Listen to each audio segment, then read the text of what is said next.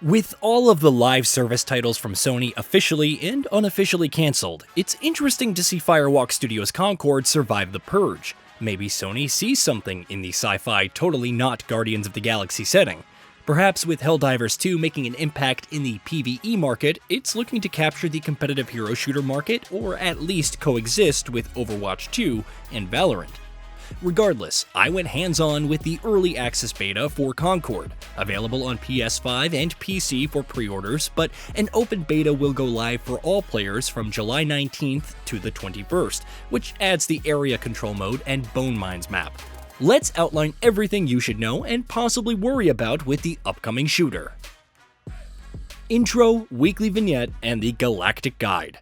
The galaxy is ours. Captain. Lennox, you don't have to. No. I want to say this.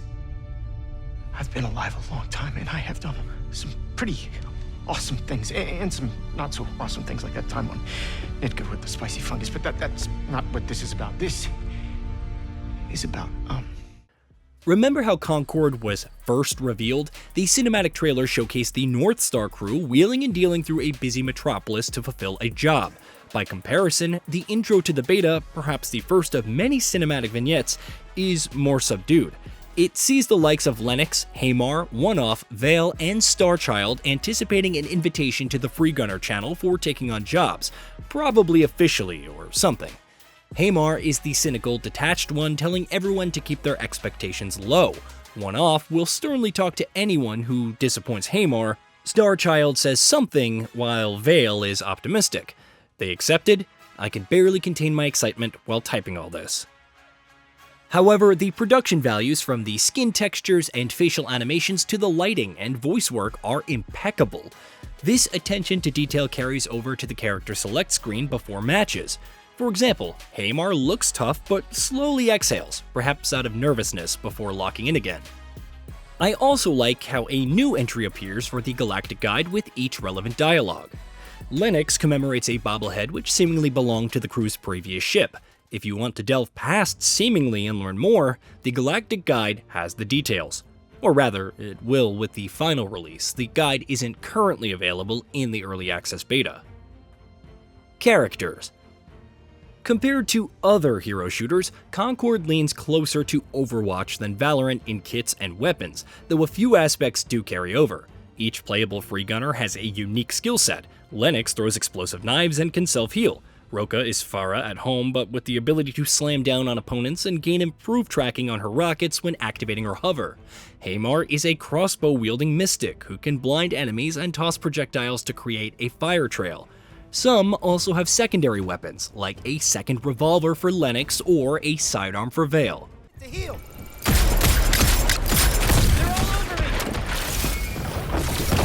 Let's take on the march! Abilities have cooldowns, but some also have multiple charges on top. Once those charges deplete, you must score a kill for an extra charge, or die and respawn. It reins in abilities to an extent, but doesn't make them any less significant.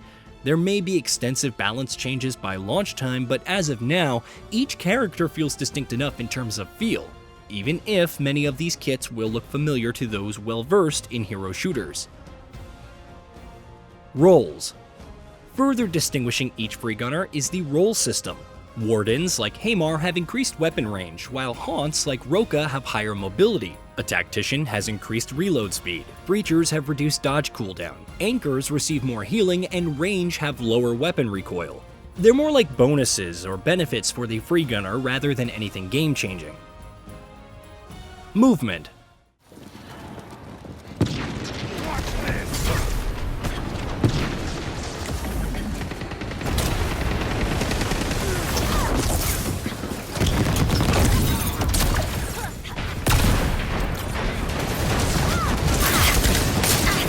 If you've ever played Overwatch, Destiny 2, the movement will feel sluggish.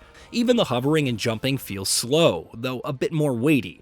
Each free gunner has a dodge, though some can use them mid-air and even activate special effects, like hip stealth. Others have a double or even triple jump, and you can also slide. To counteract any potentially slower pacing, the maps feel compact, which works for 5v5.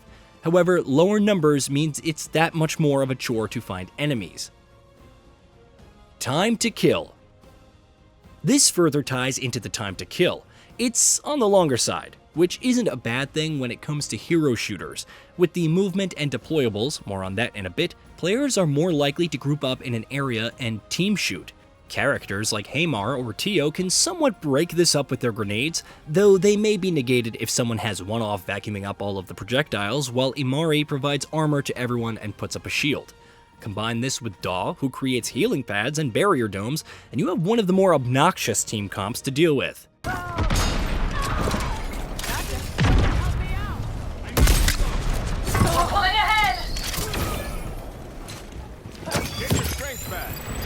A slow time to kill with limited mobility options and no passive health regen can also result in fights where you barely make it out alive and almost always get cleaned up by another enemy. I understand where Firewalk Studios was going with some of this. It's reminiscent of Destiny 2 Year 1, where Crucible was slower and more gunplay heavy, with less emphasis on snipers, shotguns, rocket launchers, and so on, but also Overwatch 1, except 5v5 with no roll queue. At the very least, the abilities don't take forever to recharge and the gunplay feels good. Maps. I'm somewhat positive about Concord's maps, though several have a common theme. Maps currently available in the beta include Freewater, Star Chamber, Water Hazard, and Shock Risk. Freewater is a backwaters town with a central bridge in the middle. The sections off to the side offer plenty of open-air flanking routes. Star Chamber emphasizes the central point concept even more, but has a circular platform with a gap in the middle to maneuver around and more spacious lower level. The corridors are also narrower, which is ideal for breachers like Starchild, though it's sometimes better to hang around the middle on high ground. Shock Risk is where things start to get a little iffy. The middle point returns, but it's also so out in the open with so many potential places to get shot from that it's almost not worth it. Instead, the narrow corridors on the sides are where battles occur, with plenty of space to back out and take over or toss wall of fire grenades to cut off choke points. If even one team is attempting to hunker down with 2 anchors and Daw, you're in for a long match, even if there's plenty of room to flank. Water Hazard is a competent map for cargo run, though the bot spawn may need to shift between rounds to prevent the fortification strategy used by some. Otherwise, there's a nice mix of cover, corridors, and notable points of interest, though I'm disappointed that the giant sea creature is little more than a husk. Rivals won't have the cargo. 4 enemies left. Brawl modes.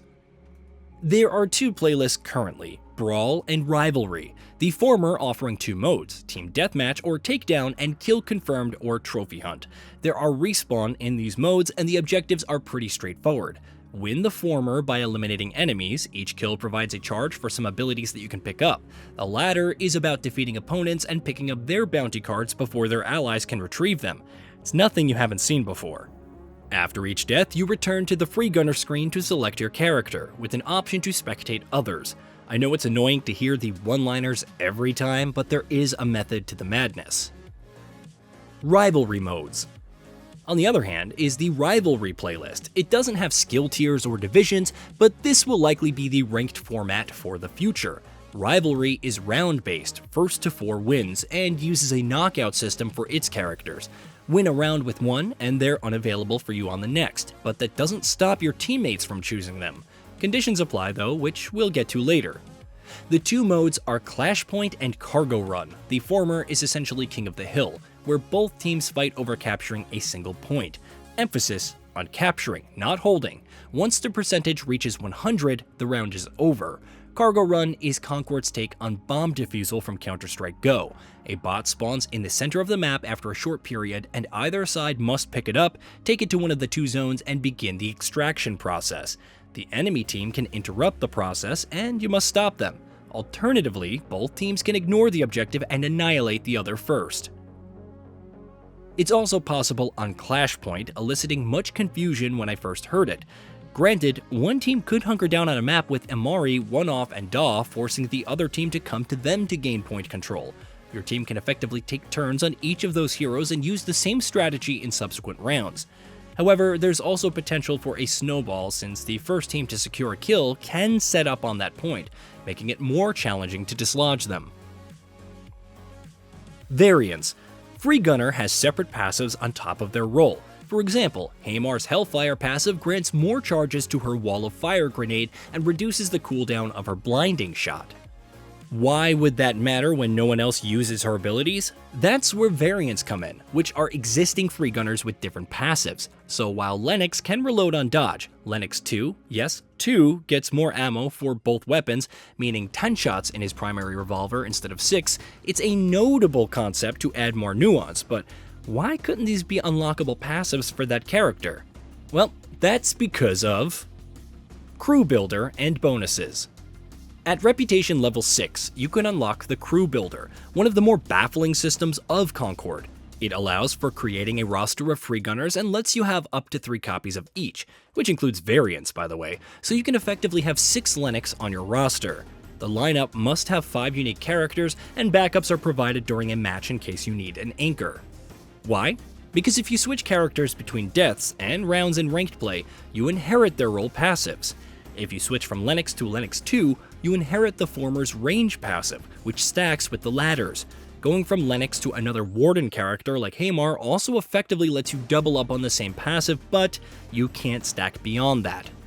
It's an interesting yet confusing concept that's not explained well. Your HUD displays the active role passives, but not what they do. Hope you've got the icons memorized.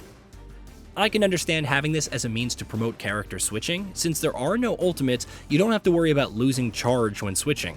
However, what if you want the Anchor passive to increase healing received for Lennox, but someone is already playing Amari or one-off? You can't switch a variant if someone is already playing the original character, since duplicate heroes aren't allowed. What if you're doing well and don't find the opportunity to switch, aside from jumping off the map?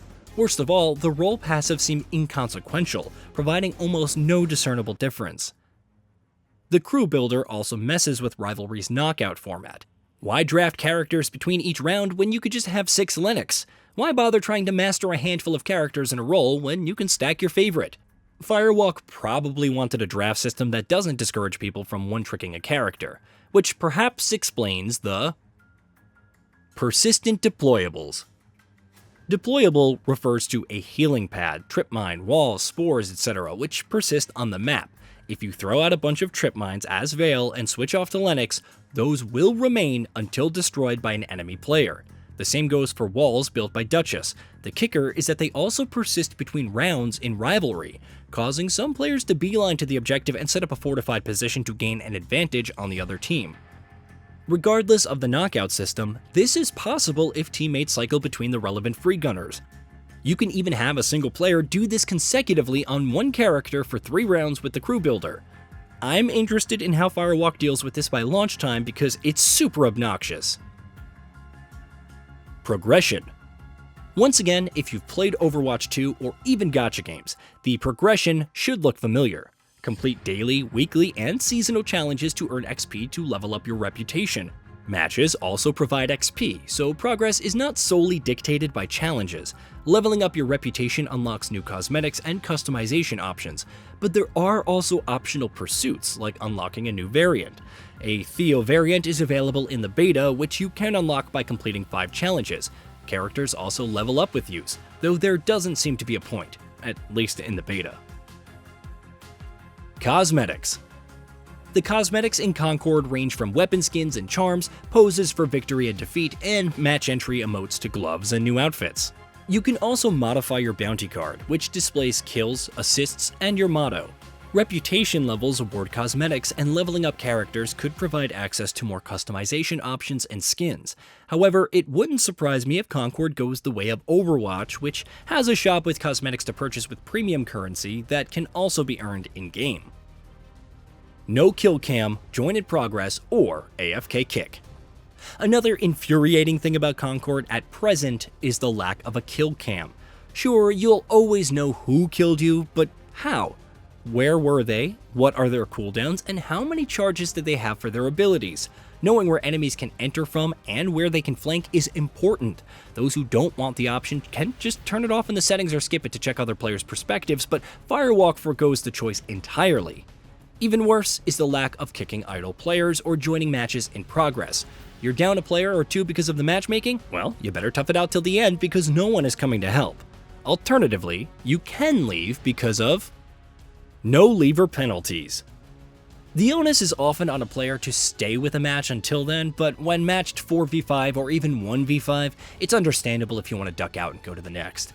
However, what about evenly matched affairs where someone decides to leave for whatever reasons? The beta doesn't have leaver penalties, not even in Rivalry, which would be disastrous at launch. It may not seem like a big deal in casual matches, yet the issue became so rampant in Overwatch 2 that Blizzard had to take harsher stances against levers.